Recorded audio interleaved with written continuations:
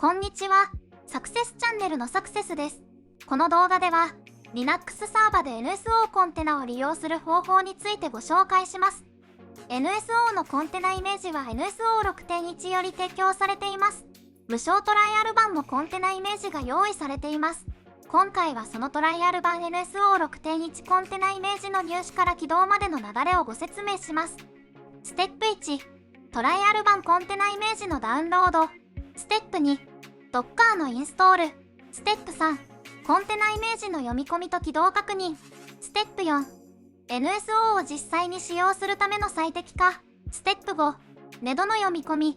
ステップ6、WebUI へのアクセスというステップでご紹介します。まず、ステップ1、トライアル版コンテナイメージのダウンロードです。シスコソフトウェアダウンロードにアクセスし、ネットワークサービスオーケストレーターと検索します。そして、フリートライアルと記載されているリンクを選択します。このページに直接アクセス可能な URL を概要欄に記載していますので、そちらからアクセスいただくことも可能です。赤枠内のネットワークサービスオーケストレーターコンテナイメージと必要な NEDO をダウンロードします。ステップ2は Docker をインストールです。ここではスナップコマンドで Docker をインストールします。スナップインストール Docker の1行でダウンロードできます。ステップ3はコンテナイメージの読み込みと起動確認です。ダウンロードした Docker イメージは実行可能な bin ファイルになっているので、シェルで展開します。デフォルトで証明書によるファイルの確認が行われます。オフライン環境などでは、スキップベリフィケーションオプションをつけることで、証明書のチェックをスキップできます。特に理由がない限りは、スキップベリフィケーションなしの通常展開をおすすめします。Docker ロードコマンドでこのようにコンテナイメージを Docker に読み込みます。イメージが読み込めたことを Docker イメージコマンドで確認します。確認ができたら、Docker ランコマンドで起動をしてみます。Docker ps コマンドで起動できていることを確認し、Docker exec コマンドでログインしてみます。このようにアドミンユーザで NSO に入ることができていれば、正常に起動しています。コントロール P、Q で抜けます。このように NCSCLI コマンドを直接実行することでも NSO の CLI にアクセスできます。一旦 Docker ストップコマンドでコンテナを停止し、Docker rm コマンドでコンテナを削除しておきます。ステップ4は NSO を実際に使用するための最適化です。NSO を実際に使用するにはいくつかのファイルを永続化する必要があります。この動画ではコンテナ内の2つのフォルダをバインドします。NSO は設定ファイル ncs.conf や cdd、パッケージなどを格納するフォルダです。log はログファイルを格納します。パフォーマンスを最適化するために、商用での利用の際はパッケージをバインドではなく別のボリュームにしておいてマウントすることを推奨します。それでは、フォルダをバインドして NSO を起動してみます。うまく起動していれば、このようにフォルダとファイルが自動で生成されます。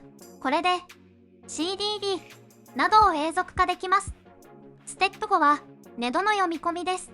まず、ダウンロードした NEDO ファイルを展開します。次に tar.gz ファイルをパッケージフォルダに展開します。Docker で作られたフォルダは所有者がルートになっているので、sudo-cp コマンドでファイルをコピーします。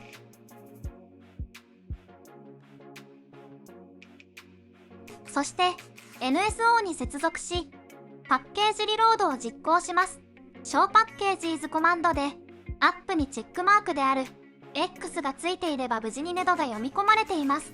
うまくいかないときは Docker inspect コマンドでマウント情報などを確認してください。ステップ6は WebUI へのアクセスです。WebUI アクセスするためには、一度コンテナ NSO を起動後、ncs.conf をホスト Linux へコピーし、編集する必要があります。まず、NSO が起動している状態で、バッシュに入り、このように ncs.conf をホストへコピーします。/NSO/ethos フォルダがホスト Linux にバインドされている前提となっています。コピー先のディレクトリは設定に応じて変更してください。そして、コピーした ncs.conf を編集します。まず WebUI アクセスする箇所を false から true に変更します。さらにコンテナではユーザが存在せず PAM 認証が使えないのでローカル認証を有効にします。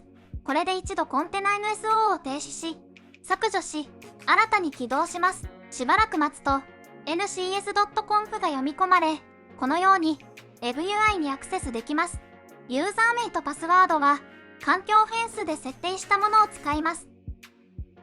うまくアクセスできないときは、コンテナ内でポートがリッスンされているかご確認ください。以上が、トライアル版 NSO6.1 コンテナイメージの入手から Linux サーバでの起動までの流れです。最後までご視聴ありがとうございました。他にも皆様のお役に立つ動画をアップしていきますので、ぜひチャンネル登録お願いいたします。